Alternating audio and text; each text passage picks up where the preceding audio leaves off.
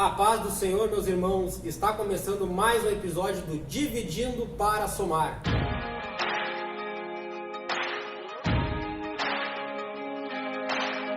E hoje nos dando a ilustre presença aqui, o nosso pastor distrital, pastor Flávio Tavares, aqui pastor do Distrito Ipanema, meu pastor, está hoje nos dando a honra de nos compartilhar para nós um pouco da sua história de vida. Nós conhecemos aqui, o pastor Flávio Tavares, mas talvez tem gente que não conheça, e às vezes tem coisas na vida do pastor que eu não conheço, ou seja, não conhecemos ainda algumas coisas do Flávio Tavares, Então eu vou deixar o pastor se apresentar aí para os irmãos.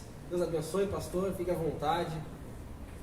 Obrigado, irmão Salatiel, cumprimento a todos com a paz de Cristo.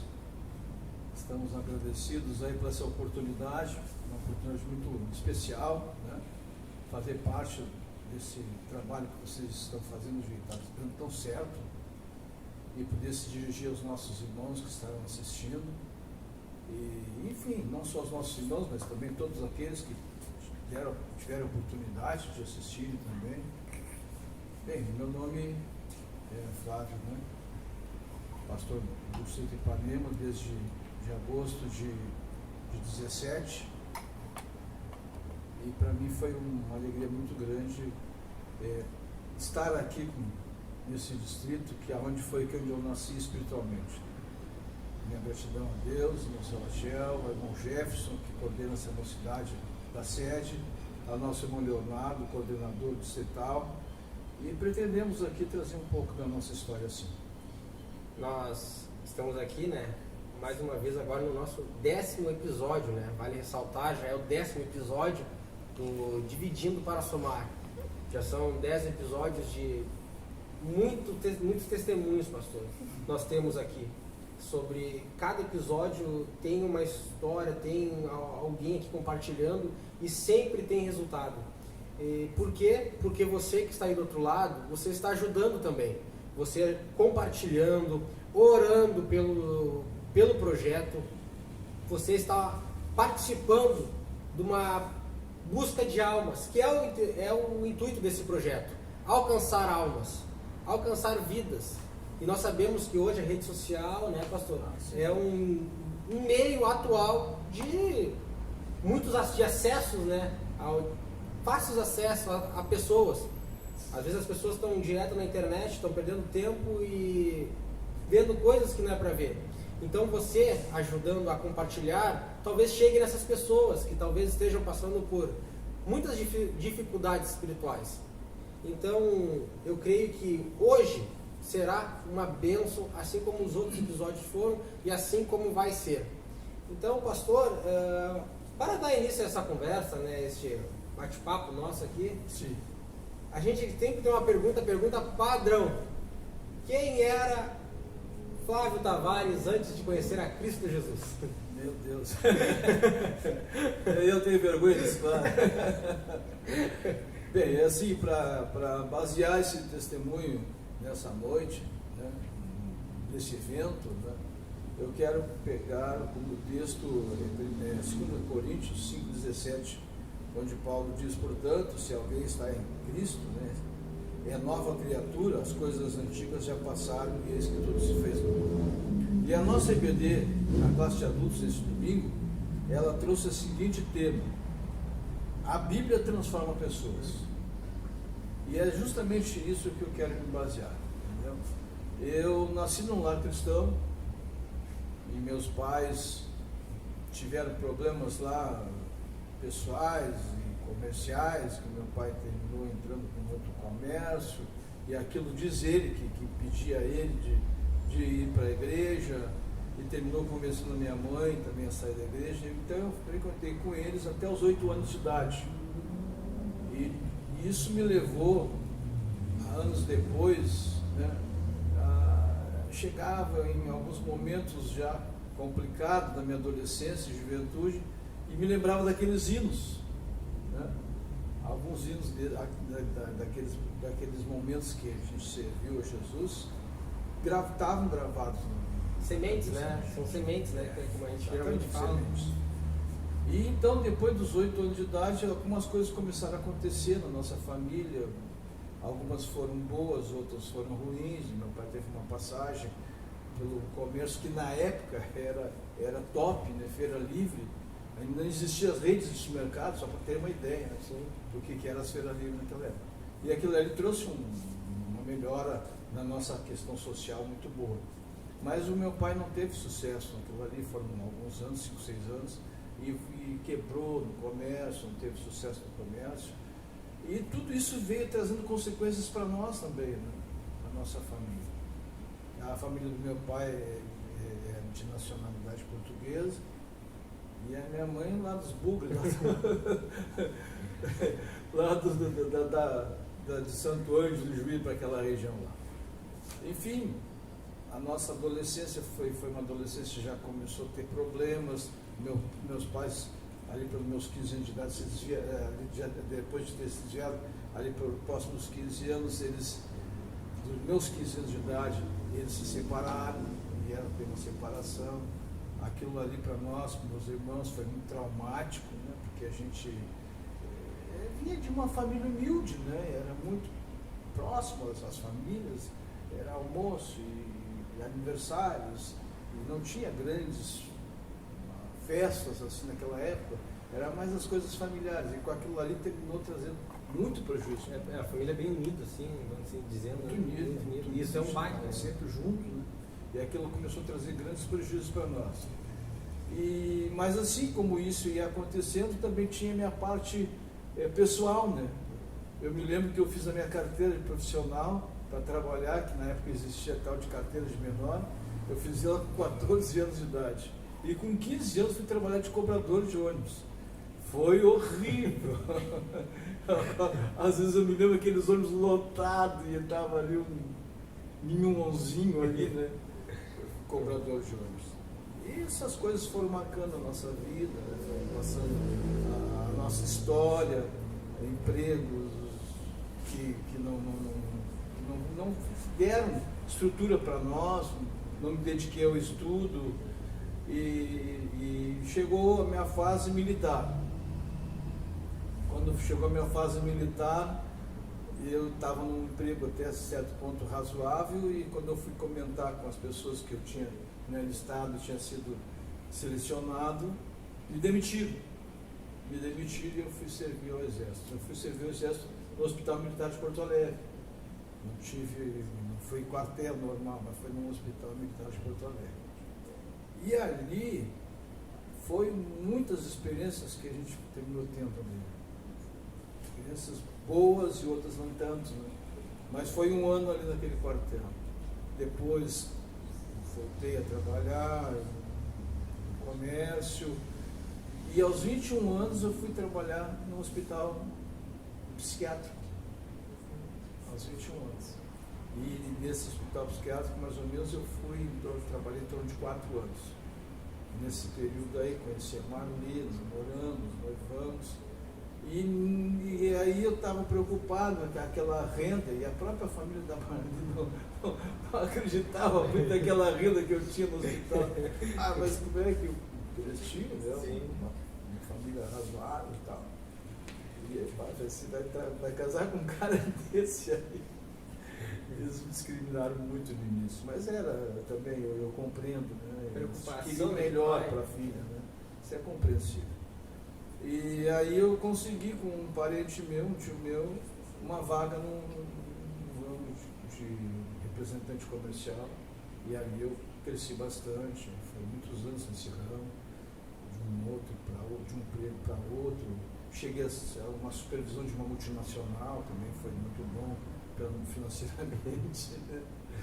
E essas coisas aconteceram, mas eu e a Maria tivemos uma queda, tivemos umas dificuldades, tivemos até um comum acordo, nos distanciando, né, por mais de um mês mais ou menos.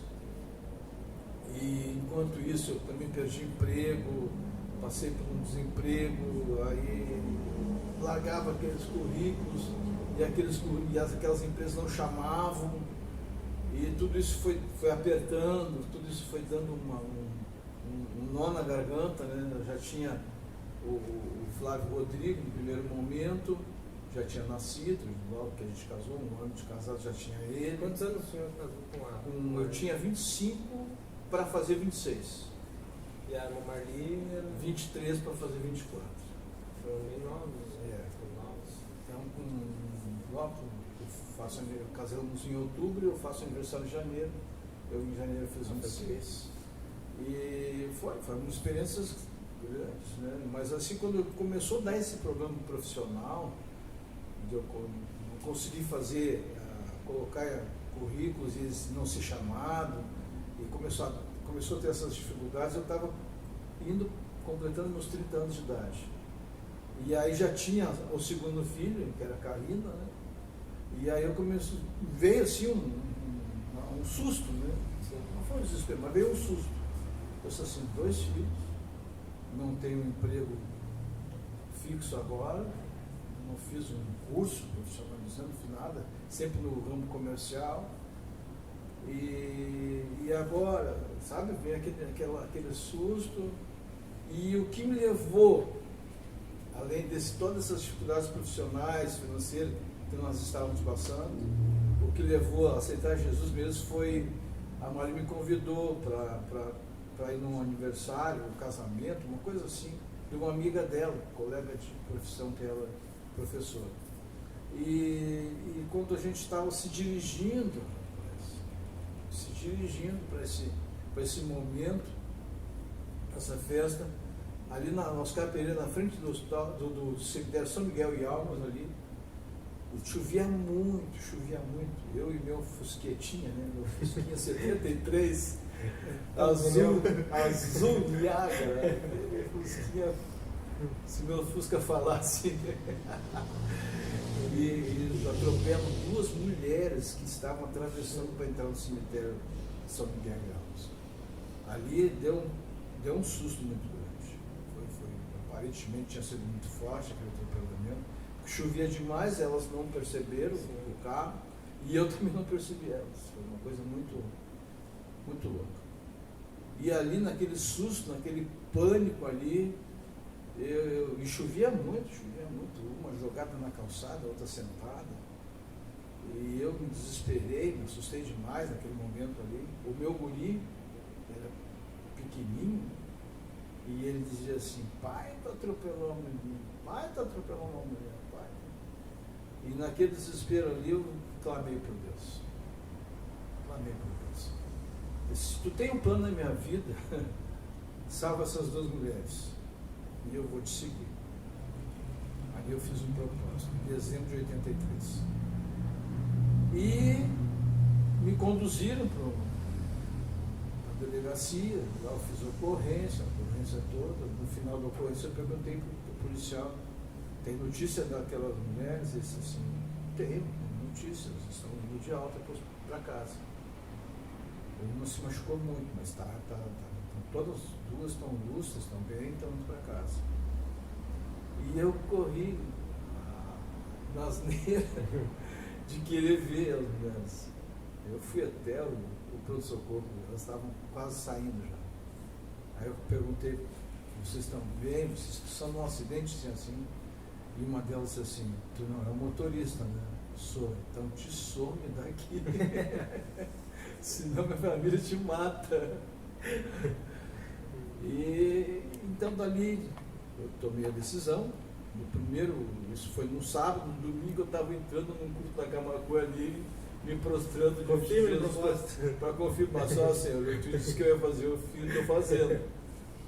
Só que, imagina, assim, a gente tem votos que a gente faz e não é fácil de cumprir esse voto. Então todo ano de 84 foi um ano, porque eu aceitei Jesus lá na Camacuã, mas eu vinha frequentar aqui. Sim. Meu tio, o pastor Paulino Batista, era pastor aqui na época. Eu disse, se eu vou frequentar a igreja de Assembleia de Deus, eu vou frequentar a igreja do meu tio, né? Achava que a igreja era dele. Vou frequentar a igreja dele.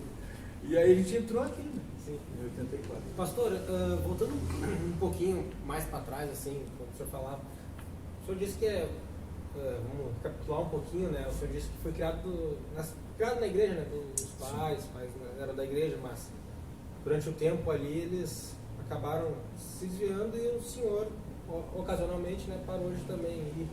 Durante esse processo que o senhor não estava mais na igreja, obviamente tirando essa parte do atropelamento, o senhor teve alguma experiência assim de lá no mundo mesmo, sabe? Ir a fundo, o senhor não chegou a festas, essas coisas lá, drogas na época, ou beber, o senhor não chegou a chegar nesse nível?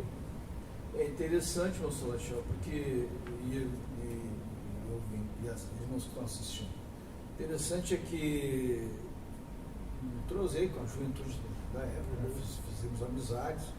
A nossa juventude foi no meio da Jovem Guarda. Isso aí que eu ia perguntar agora. Eu ia falar assim, é do tempo da Jovem Guarda. No meio da Jovem Guarda, cabelo comprido e calça boca de sino. As bocas de sino eram muito grandes. E assim nós íamos para os bailes, entendeu? Fizemos amizade. As nossas festas eram os bailes, né? As nossas festas eram os bailes e as nossas danças domingo à tarde nas garagens. Pegava tocar disco e levava os nossos discos e fazia os nossos bailes nas garagens. Interessante é assim, a bebida nunca foi. Eu bebi, né? A gente bebia nos bailes, tá? Até para ter coragem de dançar com uma bebida e tal. Mas não era uma coisa assim que me levou a gostar de bebida. Sim. Até hoje, se alguém diz assim, uma taça de vinho, eu não gosto de. Sim. Sabe, a bebida não é meu. Nunca foi forte. Nunca foi meu forte. Mas assim, teve casos de chegar assim um pouco alcoolizado em casa. Sim. A gente bebia lá na festa e chegar assim meio decepcionado, meio frustrado. E o que me chamava a atenção, sempre me chamou a atenção, foi o não esquecer dos hinos. Pois é, isso aí que eu ia perguntar, né? Nesses momentos. Hino, assim... Chuvas de Graça. O hino 15, foi na cruz. Enfim, né? Hinos assim que sempre tiveram assim gravados. E cheguei a cantar, né? Meio bêbado em casa, cantar algum hino assim. O Evangelho é uma das coisas extraordinárias. Extraordinárias. Porque ele entra no coração e não tem como ele sair mais. Ainda mais quando tá marcado, né? Tem uma promessa na tua vida. É por isso que eu, no caso, falo muito sobre esse projeto até nosso, né? Que a gente crê, até através de um testemunho desse, como do Senhor, que mostra que o Evangelho ele é uma semente, mas que hoje não vai fazer efeito, talvez lá na frente alguém vai estar olhando aqui, até as próprias pregações, né? Às vezes a gente fala, mas não fez, não, a palavra nunca volta vazia. Sem dúvida. Nunca volta vazia. Então, se não fez efeito hoje, mas um dia vai fazer efeito. Até como o Senhor falou, né? Os hinos plantados, colocados no Senhor, um dia fez efeito e ajudou o Senhor a passar esses processos. O louvor, quer dizer, a gente sempre prioriza a palavra. Uhum. A palavra de Deus ela é prioridade porque ela é ela que nos traz o caminho ela testifica, né, da eternidade, o caminho para servir o Senhor. É a palavra nos conduz para o Senhor. Mas o louvor, ele tem um fator muito grande na nossa vida. O louvor tem um fator extraordinário na nossa vida. E eu me lembro quando a gente entrou aqui na igreja, vocês já ouviram esse testemunho, né? Nossos ouvintes ainda não, estão assistindo ainda não. Eu me lembro que quando a gente entrou aqui na igreja, a igreja estava cantando o hino 169, né? 169, longe do Senhor andava. E enquanto a igreja cantava aquele louvor, eu comecei a chorar. E chamou muita atenção da Marli, porque a Marli disse assim, nós namoramos, noivamos, casamos, te dei 3 filhos, nunca chorou na tua vida. Nunca derramou uma lágrima em algum evento nosso, em algum momento nosso, e até nos momentos mais lindos nossos. Eu nunca te vi chorar. Tu entrou na igreja e começou a chorar quando a igreja cantava. Aí eu disse assim, aquele louvor entrou dentro da minha alma. E foi o versículo até usado ontem na palavra na escola. A palavra de Deus, né? Deus fala, né? que ela penetra nos juntos, medulas e até a divisão da alma e do espírito. Então, assim, porque a palavra, porque muitos dos louvores são baseados na própria palavra. Sim. São inspirados na Bíblia, né? São louvores ungidos por parte de Deus para aqueles que compuseram aquele louvor. Né? Então, começa a participar de um louvor, como a gente participa dos cultos da mocidade, dos nossos cultos públicos. A gente começa a participar de um louvor, ele é a pré-sala, né, de preparar o nosso coração para receber a palavra.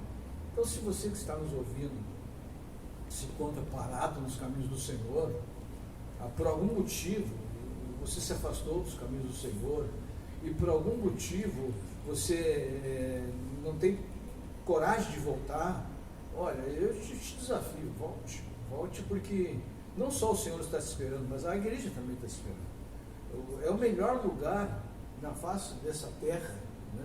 É a igreja. Não tem lugar melhor do que estar na presença do Senhor, cultuando a Deus na igreja. Exatamente. A igreja, eu sempre imagino, a igreja é a representatividade de Deus aqui na terra. Sem dúvida. Ela que... O mundo já é um caos, né? O mundo já é um caos. Mas o que faz ainda existir a esperança de algo melhor é a igreja. E quando eu falei na questão da juventude, né, que eu estava lá nessas festas e tal, tu sabe que tudo isso que a gente faz, quando a gente tem a semente, tudo que tu está fazendo, tu não te completa. Né? Aquela festa não te completou, aquela bebida não te completou, nem os amigos, que eram amigos interessantes na época, né? E como eu disse, a gente viveu numa época de um estrondo, né? A mocidade daquela época, a juventude daquela época do mundo, foi um estrondo, deu uma revolução, porque Jovem Guarda até hoje, tem gente que fala ainda na Jovem Guarda, né? E era interessante, porque aquela época, eu pelo menos, talvez por a gente morar mais longe dos centros, né?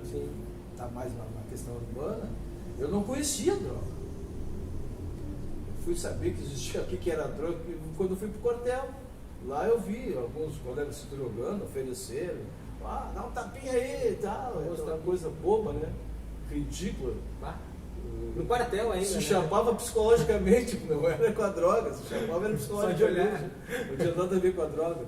Então, assim, mas tudo que eu experimentei no mundo, eu sempre vivia uma sede muito grande. Eu acho que os testemunhos, né, que a gente sempre ouve aqui, dos outros que vieram aqui contar também, esse era o fator principal que eles falavam. O vazio que existe. Por mais que eles iam lá, eles bebiam, se drogavam, sempre eles falavam a mesma coisa. Voltavam para casa com um vazio. E às vezes decepcionado. Exatamente. E às vezes decepcionado. Triste, você achava que estava... A diferença de tu ir numa festa, né, e beber na festa, e voltar para casa, e de tu ir num culto, participar de um culto e voltar para casa. É completamente diferente. Assim, quem não experimentou, talvez alguém, eu falei para quem pudesse estar parado nos caminhos do Senhor.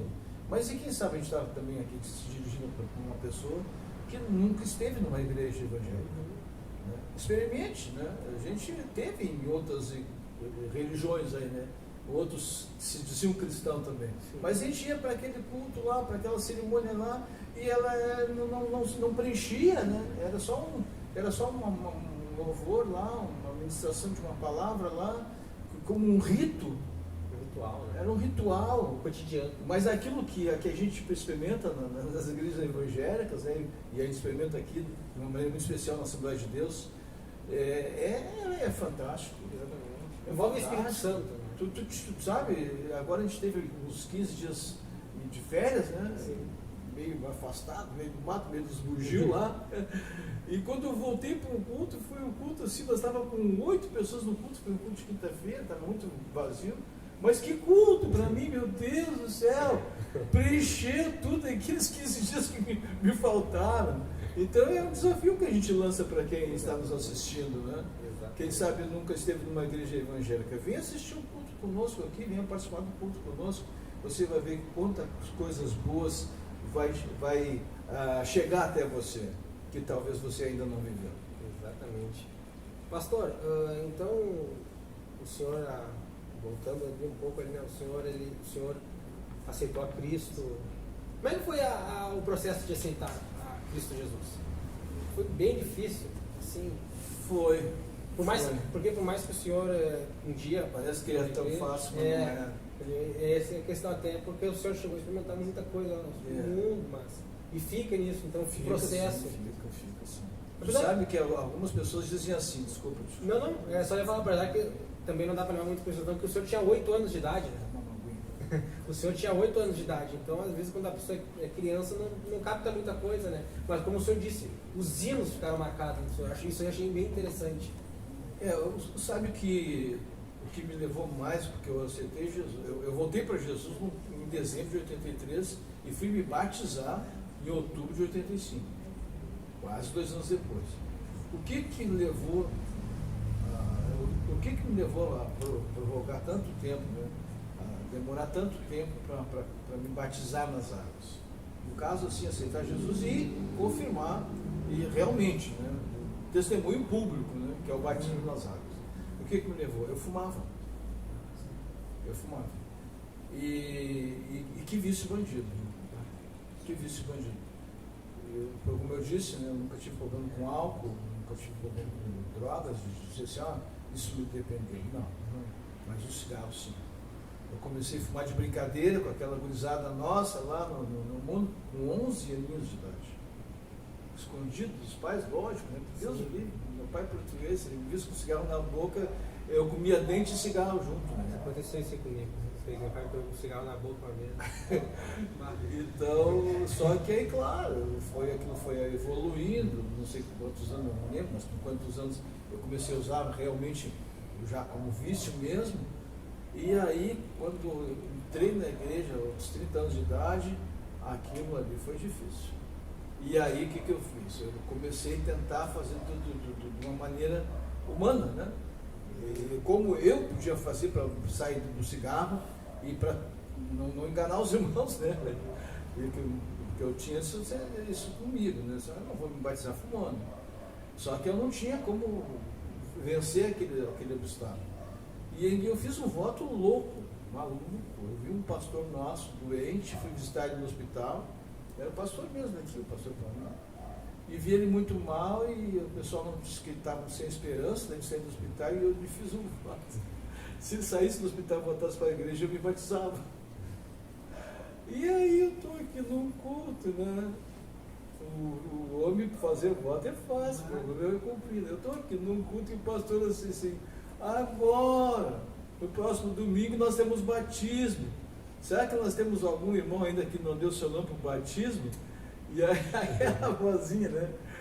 O Espírito Santo assim, né? Eu tinha feito o propósito, né? Que se o pastor voltava, e ele estava fazendo o anúncio. Eu disse, agora, Jesus, o que eu faço? E me vim para frente. E quando eu vi do meu lado estava a Marli. Viemos juntos. Foi o último dia que eu fumei na minha vida. Eu disse, Jesus, eu vou lá na frente, mas tu vai me ajudar a parar com esse vício. No outro dia, na segunda-feira, eu não fumei, passei aquela semana toda sem fumar, e até hoje, graças a Deus, livre do tabaco, né? Um vício tão cruel, né? Que tem levado muitas pessoas ao câncer pulmonar. Né? Mas tu vê que tem saída, né? Tem saída, não, e aí a gente, porque assim, quanto mais tu vai entendendo das coisas de Deus, mais tu vai experimentando, né, o poder de Deus. E é uma das coisas que eu comecei a aprender ali, que Deus liberta. É Deus que liberta, o homem não consegue. Se o homem pode fazer o que fizer, mas quem liberta é Deus. E seja o vício que for, né? Seja do vício que for. E tu vê o processo, né? Deus sempre te mostrou, né, que ele é fiel em cumprir. Sim. Desde lá do atropelamento das mulheres lá, o Senhor fez uma promessa. Sim. E de novo, o Senhor, então a gente aprende aqui, né? Até você que está em casa aprende que se você pode ter uma promessa, mas a questão é a fé. Sim. O Senhor, um exemplo aqui agora foi o que o Senhor falou, o Senhor do batismo, o Senhor foi fiel. Aquilo que O Senhor tinha prometido para Deus, né? Falado com Deus. Mas o Senhor foi fiel em ir até ali à frente e aceitou a se batizar. O Senhor teve o seu passo, né? Teve essa atitude de Deus, foi lá, foi fiel também em cumprir aquilo dos propósitos que ele tinha na sua vida. Então, até se você em casa, eu reforço, né? Dê o seu passo de fé. Dê o seu passo de fé também. Que Deus pode cumprir muitas coisas na tua vida que você nem imagina. Como o pastor falou aqui, coisas que talvez que é só um milagre de Deus na tua vida. Você já fez muitos meios, já que nem a mulher do fluxo de sangue. Procurou todos os tipos de meios já, mas não tinha mais saída. Mas ela foi e deu um passo de fé, ela foi atrás de Cristo Jesus. E ela conseguiu o milagre dela. O pastor conseguiu o milagre dele. E você também pode conseguir o seu milagre. Basta o seu passo de fé. Não, e o que nessa sequência, né? Às vezes eu fico pensando, tem gente assim, é tão difícil, pastor. Eu não consigo, pastor. Porque, e às vezes coisas pequenas. Eu chego para você, faz assim, pega a palavra, entrega o teu caminho ao Senhor, confia nele, mas ele fará. Confia no Senhor, entrega essa causa para o Senhor. Né? E eu me lembro que com 3 anos de crente, eu e a Maria, porque uma coisa é as tuas experiências do mundo. Eu tinha grande experiência profissional, eu tinha uma capacidade profissional muito boa, eu era bem articulado, eu era representante comercial, visitava grandes redes de comércio, gerentes dessas empresas. O pessoal do profissionalizando aí, ó. Então, tu tem que ter uma boa articulação para conversar com essas pessoas e convencer elas a vender o teu produto. Só que assim, quando tu chega aqui, o Senhor tira tudo. O pastor me botou na escala com 6 meses de crente. E aí eu fui reclamar para o pastor Adão Baiar. Disse assim, pastor, que era que fazia a escala. Por que o senhor me botou na escala, pastor? Eu não sou muito novo ainda, pastor. Esse foi o teu pastor que te mandou botar na escala. E aí o primeiro culto que eu vim aqui para dirigir, eu disse para um obreiro da época, disse assim, eu não vou dirigir. É um culto de quinta-feira, eu não vou dirigir. Tu fica aqui do meu lado. E aí o irmão disse assim, tá bom, então eu vou fazer assim. Tá? Tu vai ter que ter coragem de ver a igreja, né?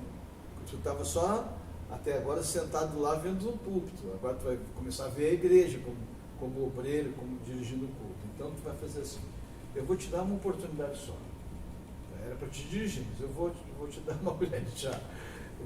Tu vai fazer a apresentação dos irmãos. Tá bom.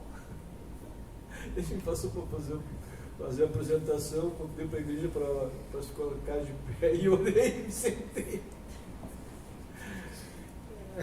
Ali eu só, meu irmão, zero a minha experiência, não tenho potencial nenhum para esse negócio. Dirigir um culto, eu não quero mais. Me tira desse cara. E aí os irmãos foram tendo paciência, nós vamos te botar numa congregação, tá? E aí eu fui dirigir uma vez, não deu certo, não sabia o que dizer. Mas chega ali apaga. Mas apaga tudo, aqui é outra, a questão aqui é espiritual, não tem nada, toda a tua experiência aqui acaba. Aqui é Deus que ou tu te solta nos braços do Senhor, ou tu vai sofrer. Vai passar vergonha. Mas quando a gente se humilha, né, a Bíblia do Senhor diz que se humilha ser exaltado. Então aí comecei a entender a questão da humilhação, né? Se jogar aos pés de Jesus e dizer para Jesus aquilo que eu precisava, né? Tá, foi. E aí começou a dar certo. Lá na terceira escala para dirigir culto, eu tive um encontro com Deus muito bom. Fui dirigir ali na serraria, um domingo à tarde. E ali Deus me tomou e eu pude dirigir um culto assim, pelo Senhor. Não mais o Flávio, né? O Flávio ali tinha morrido, o Senhor começou a me usar.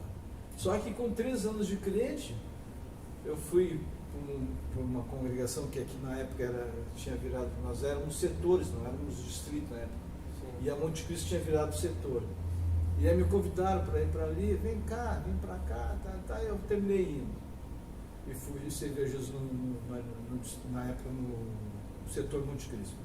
E ali chegamos, eu e a Marli, lá indo, tá? E o pastor disse assim, eu quero colocar vocês na mocidade. Eu disse, mas tu tá louco, pastor. Eu não tenho mal sem falar. Você vai cuidar da mocidade. Eu sei que eu terminei aceitando o desafio. Com 3 anos, então, assumimos a mocidade da Monte Cristo. Deus nos deu uma mocidade extraordinária. Claro que era uma outra época, a gente vivia de um outro jeito, era muito simples as coisas, né? Mas Deus nos usou muito ali, muito.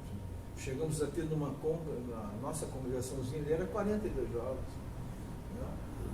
E foi muito, mas muito abençoado. Deus fez muitos milagres ali, através da nossa mocidade. E fomos pregar fora, em Osório, levamos coral, e, meu Deus, tínhamos um grupo de louvor. Era um grupo que na época era o Jaspe. Nós servia para ele. Mas as gurias não tiveram nome no grupo, já sabe, já um já. Nós servia, nós fazíamos barulho. Olha aqui, vou te contar. E dali, o pastor foi trocado, dali, com 5 anos, a gente estava com torno de 5 anos ali. O pastor foi trocado. Nessa época eu já era presbítero, tinha saído presbítero. E eu tinha assumido Ipanema aqui, o distrito, na época, o setor Ipanema tinha assumido o pastor Eliseu Sabino. E o pastor Eliseu Sabino. Aí a Monte Cristo, que era setor, voltou para Ipanema. E aí o pastor chegou lá e disse assim, eu vou deixar o Flávio aqui por 30 dias até que eu consiga um obreiro para cuidar aqui da congregação. E eu bem tranquilo, né? 30 dias, vou ficar aqui. Quebrar um galho aqui, né? E volto para a minha insignificância ali, que já está de bom tamanho, né? Chegou 30 dias, ele foi lá e me efetivou como encarregado da congregação. Começou tudo de novo. Suava, frio. E aí tu tem que fazer o quê? Correr aos pés de Jesus, né? A gente corria aos pés de Jesus, orava, pedia direção. E o Senhor foi nos dando as primeiras mensagens. Às vezes trocava, né? Caía do cavalo, Paulo, né? E uma vez o irmão disse assim, não está na Bíblia, irmão. Que Paulo caiu do cavalo, está, mas ele caiu lá onde, irmão? Do jumento, da camela, de algum lugar ele caiu, irmão. Deixa que seja cavalo. E a gente vai, é muito crescimento, muito rápido que tu tem que ir. Né? Mas o interessante de tudo, irmãos, é que Deus conta com a gente. Na simplicidade da gente, naquela euforia, porque também é uma euforia, né? Você vê Jesus, tu ora com uma pessoa, a pessoa é curada, vem uma pessoa te visitar a igreja carente, necessitada, debilitada, toda ferida pelo mundo, porque o mundo destrói uma pessoa. E aí tu vem ali dar um abraço. Eu me lembro que um senhor que era boêmio, Paulo Edu, hoje está numa outra denominação, compositor, boêmio, sabe? Sim. Entrou na igreja ali na Monte Cristo uma vez. Entrou na Monte e nós estávamos próximo de terminar o ensaio e começar o culto. Quando terminou, eu fui ali, vi aquele senhor sentado e fui lá e dei um abraço nele. E ele ficou meio espiado assim, mas aceitou o abraço. Quando me chamou a atenção que no próximo culto ele foi de novo e assim ele foi. E depois de muito tempo ele fez assim, sabe por que eu entrei na igreja e fiquei nessa igreja? Por causa do abraço do líder dessa mocidade. Um abraço. Então, sabe, na simplicidade da gente, e isso nós temos de sobra na nossa igreja, nós impactamos muito mais as pessoas pelo aquilo que Deus, pela presença de Deus na nossa vida, do que propriamente quem nós somos. Né? Nós não somos nada sem a presença de Jesus. Mas através da presença de Jesus, nós andando na rua somos identificados. Né? As pessoas pedem oração. Eu me lembro que uma vez uma filha minha disse assim, pai, tu não vai acreditar. Eu estava meio diferente, não estava bem vestida como crente. E uma senhora me para e diz assim, ora por mim, minha filha, ora por mim, estou precisando de oração, ora por mim. E aquilo assustou ela, sabe? Porque assim, meu Deus, pai, olha como a gente pode ser útil, como a gente pode fazer coisas grandes através de Cristo Jesus na nossa vida. Então é isso, somos pessoas que temos uma responsabilidade de anunciar as boas novas de Cristo. O Evangelho são as boas novas, né? Não é algo que é secreto, não é algo que é fechado, não é algo que tem que... Não, o Evangelho transforma. Transforma a vida, nós somos transformados. E cada culto que nós temos uma pessoa que aceita Jesus aqui, ela é transformada. Então, o que me alegro demais foi que em 2017 eu entrei de novo aqui. Só que aí para ser pastor dessa igreja. Pastor, então, decorrendo assim a sua vida, né? Qual foi, acho que, eu quero fazer essa pergunta aí. Faz. Como é que foi a sua primeira pregação? Olha, a primeira pregação, eu preparei ela com muito carinho. Mas o irmão que estava dirigindo o culto não gostou muito. Publicamente mandou me preparar mais. Publicamente. Preguei sobre Abraão, né? Sobre o filho de Isaac sendo servido de holocausto ali, né? De oferta. E não sei o que eu falei de errado ali, que ele não gostou muito. E aí eu fiquei meio chateado, assim e tal, mas eu fui estudar. E é interessante, a palavra de Deus, quanto mais tu estuda, quanto mais tu te prepara, mais tu tem para dar, isso não tem dúvida. Então a minha primeira mensagem foi essa, né? Isaac sendo levado para ser oferecido. E tu vê que interessante, né? Que o senhor levou isso daí como motivo de preparação. Claro. Não foi motivo de, não vou mais pregar, não vou mais... Não, o senhor levou como motivo de preparação, se adaptar. E a primeira mensagem que eu me lembro, assim, que impactou a igreja, que eu vi os irmãos dando glória a Deus, foi o Paulo, né? Na conversão de Paulo, no Atos dos Apóstolos, capítulo 9. Né? Caiu no cavalo. Eu falei que Paulo caiu no cavalo, ele deu um reprê na igreja. Mas eu tive antes, tem uma coisinha que eu estava me esquecendo. Logo que a gente aceitou Jesus, e deu os primeiros passos, né? E os irmãos naquela simplicidade, vamos ouvir alguma coisa pelo irmão Flávio, pela irmã Maria, Maria, vamos cantar. Eu estou sentindo que a gente vai cantar na igreja. Eu comecei a copiar hino, fiz um caderno de hino. Um caderno já tinha acho que uns 20 hinos, né? E eu só vou cantar. E eu fui no primeiro culto que eu fui cantar, eu vi que os irmãos assim baixavam a cabeça, assim. Deus, o que eles estão orando? O que será? Eu não tinha muita experiência. E aí eu disse assim, eu vou me preparar mais, os irmãos já estão orando, né? Quanto mais eu me preparava mais, os irmãos baixavam a cabeça, né? Deus, meu Deus, eu acho que não. Daí eu discerni, né? Não estou agradando. Acho que meu ministério é outro. A oração, acho que era a oração dos irmãos, revelar o ministério dele. Revela para ele, Senhor, que não é essa a chamada dele. Deu certo. A oração tem poder. Aí eu entendi o recado. Mas tudo é experiência. Exatamente. Né? São experiências. Para crescimento, né? Isso aí é. Jesus, aí o top de tudo é que nós servimos a um Cristo maravilhoso. No meio dessa pandemia, 1, 2, 3, sei lá quantas variantes vão ter, a igreja vai marchando, a igreja vai triunfando, os irmãos estão felizes, abençoados. Mas o pastor não morreu, ninguém morreu. Não, ninguém morreu, mas foi tudo para o céu. Isso. Deu um pum, céu.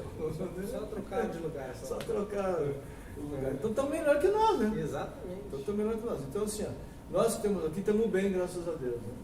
Não sei se pegamos Covid, uns fizeram exame, outros não fizeram, tiveram meio ruim do pulmão, tiveram meio dor de garganta, uns tiveram dor de cabeça, e lá, mas a gente vai indo, vamos caminhando. E Jesus cuidando de nós. Essa é a nossa esperança, né? O céu. Uau. E é o nosso destino, né? Daqueles que aceitam a Cristo é a eternidade. E daqui a pouco vai dar um grande problema aí para quem não aceitou Jesus, né? Porque vai dar vai ter um dia que é o dia do arrebatamento da igreja. Se alguém não ouviu falar do arrebatamento da igreja, procure estudar sobre esse assunto. Jesus vai vir buscar um povo. E é logo. e não vai se levar, esse tempo não vai levar muito. Exatamente. E a gente até sempre fala aqui, né, desse arrebatamento coletivo, mas até nessa pandemia, né, Jesus já veio para muitos. Né? Jesus já veio para muitos. Não sabe o dia nem a hora, mas Jesus já veio para muitos. Então, pastor, entrando agora num outro rumo da conversa, eu sei que o senhor passou por muitos processos, então, mas o senhor também passou por muitas situações. E uma delas foi a perda da sua filha, né? Sim. Como é que foi para o senhor isso daí? A perda da sua filha, que é, querendo ou não, é contra a lei da natureza. Sim, né? sim. 35 anos ela tinha. Não. 35 anos e perdemos em 4 dias, né? Ela tinha um filho na época de 13 anos, filho único de 13 anos, o João Lucas, e nós estávamos ali no sítio e a Francine nos ligou sexta-feira. Ela tinha baixado na terça-feira para fazer, porque ela tinha feito uma redução de estômago, e até o 5º ano ela tinha ido muito bem o tratamento dela, ela tinha ganhado nota boa do médico, só que do 5º ano em diante ela começou a ter problemas de... Ela começou a fazer reposição de vitaminas, né?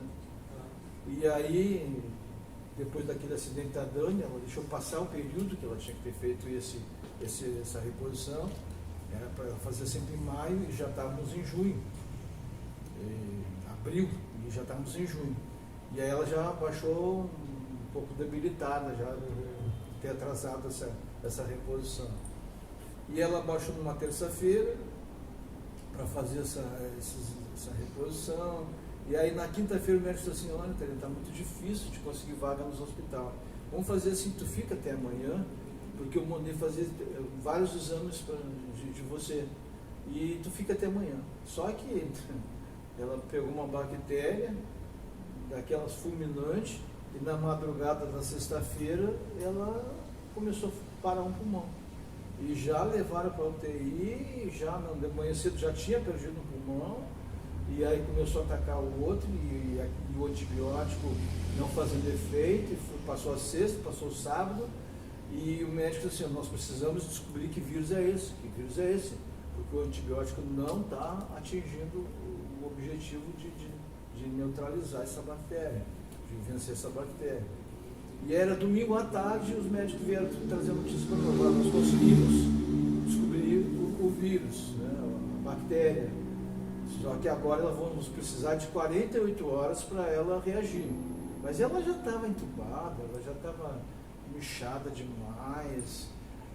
A gente entrar numa UTI e ver um filho assim bom, assim, nós estávamos nem saindo, sem ação. Sim. Sem ação. A gente orava, colocava a mão e não sabia o que fazer, porque a gente tinha vindo de uma experiência com a Dani. Com a Dani, né? A Dani é um milagre que nós estávamos assim, nosso nível espiritual estava lá em cima, né?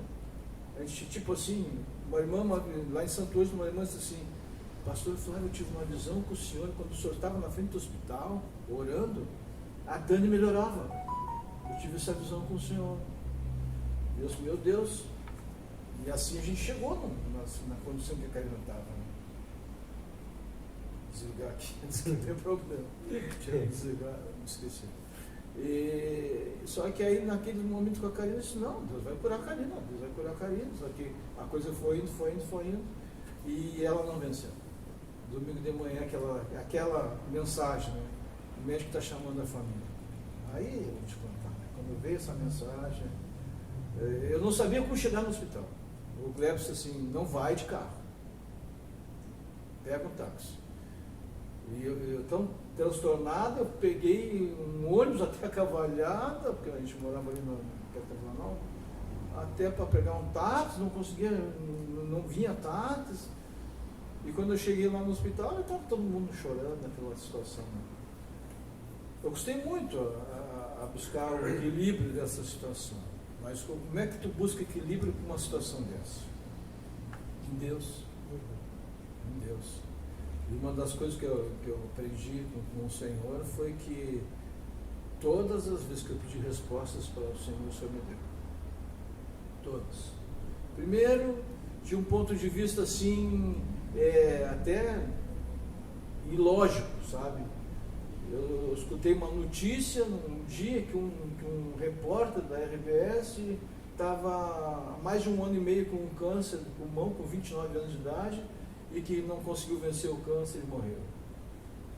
E aquilo falou comigo, sabe?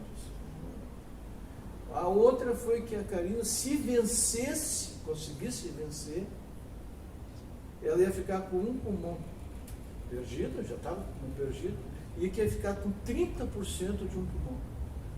Ou seja, ela ia ter que carregar aquele buchãozinho de oxigênio com 35 anos de idade. E aí o senhor uma vez falou comigo, disse assim, era isso que tu queria com a tua filha? Ou tu preferia ela comigo? Aquilo ali foi assim um choque de realidade, né?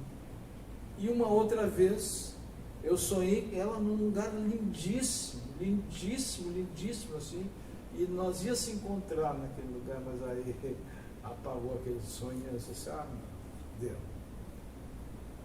Deus falou comigo de diversas maneiras, que ele tinha recolhido, que ela estava com ele e que estava muito melhor. Aí a nossa situação foi nós vencer, né? Nós vencermos. Ela, a gente já tinha essa convicção que estava bem. Mas o problema era nós vencer. O meu neto, né? Depois, um dia a gente conversando com ele, João Lucas, como é que é a tua situação? Como é que tu enfrenta essa situação? Ele disse assim, olha, eu enfrento essa situação chorando quando eu vou tomar banho. É na hora que eu choro, quando eu vou tomar banho. Então, coisas que só em Deus. E ele venceu, assim, sendo um cristão, sabe? O João Lucas é um cristão, assim, autêntico. Ele tem compromisso com a leitura da Bíblia uma vez por ano. Ele tem compromisso de... Agora já está começando a preparar mensagens, coloca para os colegas dele aquelas mensagens. Ele venceu na época que ele estava no colégio cristão, né? E aí ele foi um exemplo para os colegas dele, né? Porque tinha coleguinhas que estavam depressivos, que estavam decepcionados com a vida, porque os pais se separaram. Estava triste porque não teve notas boas, eu não sei o que, sabe? Aquelas coisas assim, eu estou vencendo isso, tendo perdido a memória.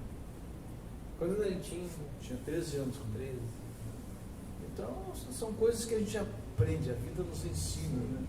A confiar em Deus e amar a Deus sobre todas as coisas, né? Isso foi um aprendizado para nós muito grande. E ver que ele deixou, eu acho que ele respondeu, né? Te deixando a paz. Sim, a paz, exatamente. Deixou a tranquilidade para te sabendo do lugar que ela estava. Sim. E a gente volta até a falar, né, do lugar que a gente espera o mesmo. Exatamente. Que a gente estava falando agora há pouco, né? É esse lugar onde um dia a gente vai se encontrar. E é logo que Jesus vem. Então é por isso que é bom nós mantermos fiéis a Cristo Jesus. A gente não sabe, esse é o intuito desse projeto, nós entendermos que a gente não sabe o dia de amanhã. Nós não sabemos. E assim, Anny, desculpa porque a gente termina, né? Mas a gente venceu em família, né? Não foi? Parece assim que, o pastor, não. Imagina a Marli, minha esposa, a mãe, né? Imagina a Francine, a amiguinha dela, a Karina era amiga dela. Né? Até hoje algumas coisas acontecem com a Antonella, porque ela era madrinha da Antonella e a Antonella tinha 1 ano e meio, né? E a Francine disse assim, se a Karina estivesse aqui, a Antonella não passava por essas coisas. Então, porque a Karina era aquele movimento, ela fazia uma festa, né? Então tudo isso a gente vai entendendo, que Deus vai mudando, vai preparando, porque assim, toda a família se uniu muito com aquela dor, né? O luto é uma coisa que te leva para se unir. Se tu não te unir entre a família, não vai dar problema com alguém vai ter problema. E assim também é o Evangelho, né? O Evangelho nos une, né? O Evangelho é uma família. Né? Então, às vezes, um membro da igreja está com algum problema, e se ele se isolar, ele não vai resolver o problema. É verdade. Ele tem que trazer para a família aquele problema dele. A Bíblia diz, né, que nós devemos compartilhar uns com os outros nas nossas necessidades. É importante a gente ter esse. A Bíblia fala muito sobre união, né? Com bom e consoado que os irmãos vivam unidos. Então, pastor, acho que já caminhando já pro final. Acho que já, né? Já, né? Caminhando no final. Eu queria que o senhor deixasse dito aí pro pessoal de casa aí que talvez, por muitos que estão na igreja já também, né, já tem uma caminhada já de fé, mas eu queria que o senhor deixasse assim dito, o que é ser pastor? Olha, na verdade eu acho que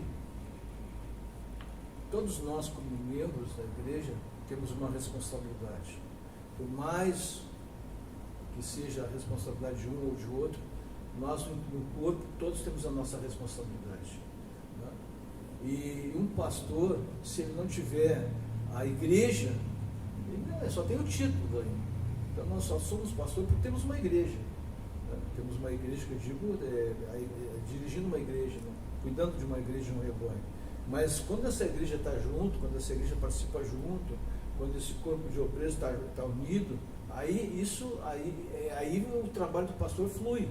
Porque ninguém trabalha sozinho, ninguém faz nada sozinho. Ele faz através de todas as peças funcionando, né? A Bíblia fala na questão do corpo, né? Dos talentos, né? Uma mão não faz nada sozinha, né? O pé não faz nada sozinho. Tudo isso está dentro do corpo, né? Então o pastor é uma peça dessa engrenagem. Ele só tem função através da igreja. Quanto melhor tiver a igreja, melhor o pastor vai estar administrando essa igreja. Então, porque nós temos o nosso sumo pastor, né? Sim. E esse aí é o governo da igreja, né? Sim. Nosso Senhor Jesus Cristo é o governo da igreja. E nós todos estamos debaixo dessa mão poderosa, né? Do nosso Senhor. Esses dias eu vi algo bem interessante no Instagram. Algo bem interessante. A Gabi faz milagre. Vai ser editado. Algo bem interessante que eu vi esses dias, que o pessoal, tem gente que acha que o pastor é moleza. Acha que ser pastor é moleza. Aí botaram assim, só que umas realidades, né? Às vezes é de manhã um casamento, aliás, às vezes de manhã um velório que o pastor tem que estar, e de noite um casamento. Às vezes ele está com a família. Eu já fiz os 3. Os 3? Funeral, 15 anos e casamento. Imagina só. Aí eu fico... Tu chora, depois tu ri, depois tu bate palma. Aí nesse momento eu me pergunto, será que eu tenho cabeça para fazer isso? A gente se pergunta isso. Só que daí a gente humanamente isso. Não se vence. A gente passa a entender, daí que a gente passa a entender. Acho que até é para isso que serve, né? De Deus. Só Deus. Porque quando a gente voltou para a igreja, depois do funeral da Karina, foi em torno de 10 dias depois, a igreja tinha preparado um coral e colocou eu e a Marina no meio e fizeram um círculo e cantaram um louvor, não lembro, mas cantaram aquele louvor, mas assim, sabe? Aquilo foi uma limpeza na alma, sabe? Então, é essa que é a realidade, né? Se tu quiser vencer isso aí, eu não ia vencer, mas não ia vencer. A Francine, o mano, os netos, os sobrinhos, né? O filho, nós não íamos vencer. Mas como a gente conseguiu vencer, foi ajuda da igreja. A igreja foi, nesse momento, a igreja foi fantástica para nós. E o pastor me chamou muito a atenção, nosso pastor presidente, nosso pastor João Oliveira, ele disse assim: não te afasta da igreja por muito tempo. Não pensa em ficar muito tempo fora da igreja, porque é a igreja que vai te ajudar. Vai para a igreja. Quantos cultos tu puder estar presente, melhor ainda. E é uma grande verdade. Essa coisa já, eu vou me ausentar da igreja, meus problemas estão muito grandes. Aí que o problema vai aumentar. Aí que vai aumentar, porque é Deus que realmente cuida de nós. Hein? E parece assim que tem essa experiência de ter passado por lutas, de dificuldades grandes, e parece que quanto maior está o problema, parece que maior está a presença do Senhor. Né? E até a palavra fala. Pastor, agora eu queria que o senhor dissesse, geralmente é o que a gente faz para encerrar mesmo. Eu queria que o senhor dissesse, talvez ali do outro lado, que esteja assistindo, esteja ali esteja um Flávio Tavares velho, o antigo. Dois velhos. O que o senhor diria para ele? Eu diria: corre para Jesus, meu amigo. Corre para Jesus. Não tem melhor lugar do que Deus. Porque a gente vem com aquela tradição religiosa, né? O brasileiro tem uma tradição religiosa, ou católica ou afro, né? E às vezes não se completa. Eu não combato nenhuma religião, mas assim, não está te completando lá, está te faltando algo. Quando os discípulos estavam perguntando alguma coisa para Jesus, né, ele disse assim: eu sou o caminho, a verdade e a vida. Ninguém vem ao Pai, não está dizendo ninguém vai, está dizendo ninguém vem ao Pai a não ser por mim. Então não existe outro caminho, não existe outra salvação a não ser Jesus Cristo. Posso procurar qualquer subterfúgio, qualquer filosofia, qualquer assunto que para me chamar, não vai preencher. Quem vai te preencher a tua alma é Jesus. E é esse nós estamos anunciando aqui, né? Aqui, se você desejar conhecer a nossa congregação aqui na Juca Batista 440, você será muito bem-vindo e muito bem recebido. Eu te garanto isso. Pastor, só tenho eu agradecer a tua presença aí, por esse Espero não ter sido melhor. Não, foi incrível. Eu gostaria de ter sido melhor, né? O tempo... Meu limite foi... bateu nos meus 4,5%. Eles vão dar um programa de TV para nós. Tá bom. Mas daqui uns, quem sabe, uns 15 anos eu estou melhor, né? Pastor, muito obrigado pela tua presença aí, por ter compartilhado aí com nós. E eu creio que pessoas serão impactadas, que está assistindo já está sendo. Se Deus quiser. Isso, eu creio. Porque é o intuito desse projeto. Então, pastor, muito obrigado. Não sei se o senhor quer deixar seus agradecimentos também. Eu quero agradecer vocês, né? Salatiel, o Jefferson, a Cris, o Leonardo, enfim, todos, a Gabi, nossa técnica sempre muito eficiente, né? Enfim, a todos que estão sempre aí na retaguarda, porque a mocidade do Ipanema está pegando um bom nome, né? Ela está pegando um nome de ser referência na nossa cidade, né? E isso eu agradeço aos nossos líderes, agradeço aos nossos jovens que vêm aqui se esforçando, ensaiando, cantando, sempre fazendo o melhor para Jesus. E em alguns momentos nós fomos na beira da praia ali, evangelizamos, cantamos ali. Enfim, a mocidade de Ipanema tem feito o seu papel. E creio que ainda vamos longe. Obrigado pela oportunidade. Eu que agradeço, pastor, e agradeço a você também que está aí assistindo, nos apoiando. Muito obrigado, Deus abençoe a tua vida e até o próximo episódio do Dividindo para Somar. Deus abençoe. Se você assistiu até aqui, não deixe de se inscrever no nosso canal e deixar o seu like. A Almad Ipanema tem muitos projetos como o Profissionalizando, o Dividindo para Somar, a nossa loja. Já conhece a Almad Ipanema Loja?